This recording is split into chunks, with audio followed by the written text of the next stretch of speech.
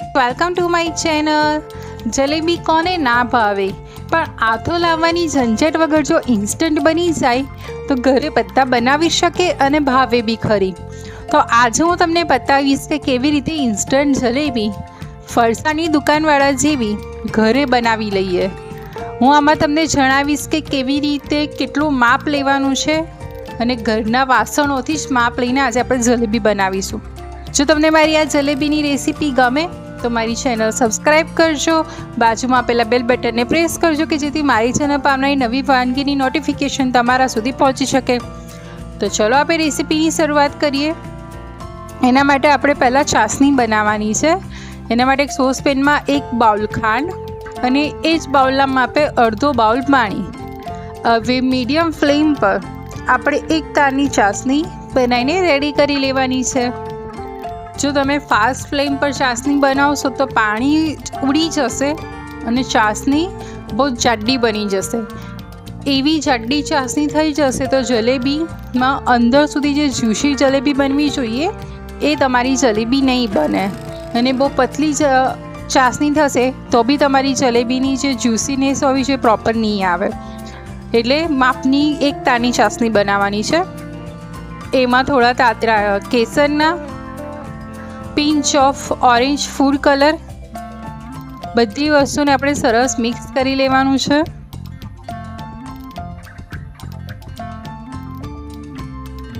તમે જોઈ શકો છો કે હું કન્ટિન્યુ સ્ટર કરતાં કરતાં ચાસણી પ્રિપેર કરી રહી છું કે જેથી આપણી જે ખાંડ ના ઓગળી હોય એ સ્ટીક ના થઈ જાય. હવે આપણે 1 તારની ચાસણી થઈ છે કે નહીં એ રીતે ચેક કરી લઈએ. તો પહેલાં સ્પેચ્યુલા પર ચાસણી લેવાની, ઠંડી થઈ જાય ત્યારબાદ હાથની વડે ચેક કરી લઈએ તો આપણી 1 તારની ચાસણી બનીને રેડી થઈ ગઈ છે. હવે ચાસણીને ઠંડી કરી અને સાઈડ કરી લઈએ. હવે આપણે જલેબીનું બેટર બનાવવા માટે 1 બાઉલ મેદો, એમાં 1 ચમચી ઘી. હવે બધી વસ્તુને સરસ મિક્સ કરી લેવાની છે. બધું સરસ મિક્સ થઈ જાય ત્યારબાદ થોડું પાણી એડ કરી અને વિસ્ક કરવાનું છે. આને આપણે બહુ પતલું બેટર નથી કરવાનું, ઠીક રાખવાનું છે. બહુ પતલું કરી દેશો તો જલેબી પ્રોપર નહીં પડે, એટલે આપણે થોડું પાણી એડ કરી અને એક ઠીક બેટર રેડી કરવાનું છે.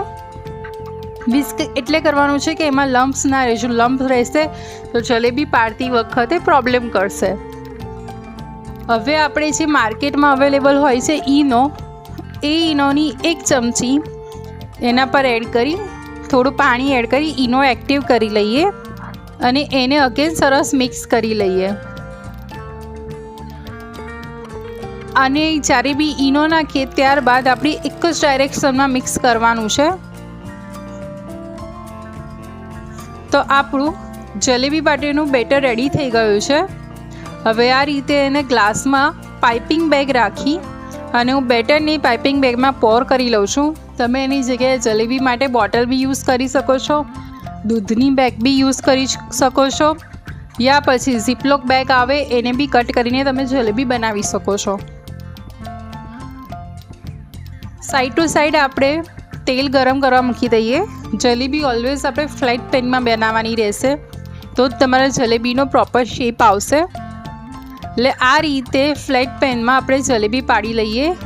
જલેબી પાડતી વખતે એક વાતનું ચોક્કસ ધ્યાન રાખવાનું છે કે આપણે તેલનું કે ઘીનું ટેમ્પરેચર લો ટુ મીડિયમ રાખવાનું છે. બહુ હાઈ હશે તો આ રીતે તેલ પર જલેબી પડશે તો શેપ નહીં આવે. જો ટેમ્પરેચર લો હશે તો તમે વાસણના જે ફ્લેટ સ્પેસ હોય છે ત્યાં તમે જલેબી પાડી શકશો. હવે બધી જલેબીને આપણે બંને સાઈડથી ક્રિસ્પી થાય ત્યાં સુધી તળવાની છે. લાઇટ બ્રાઉન કલર આવે ત્યાં સુધી, એને ડાર્ક બ્રાઉન કલર આવે કે બળી જાય ત્યાં સુધી એને નથી તળવાની. અત્યારે હું આ જલેબી મેં તેલમાં તળી રહી છું, તમે એની જગ્યાએ ઘીમાં બી તળી શકો છો. હવે આ રીતે આપણે જલેબીને ફ્લિપ કરી લઈએ.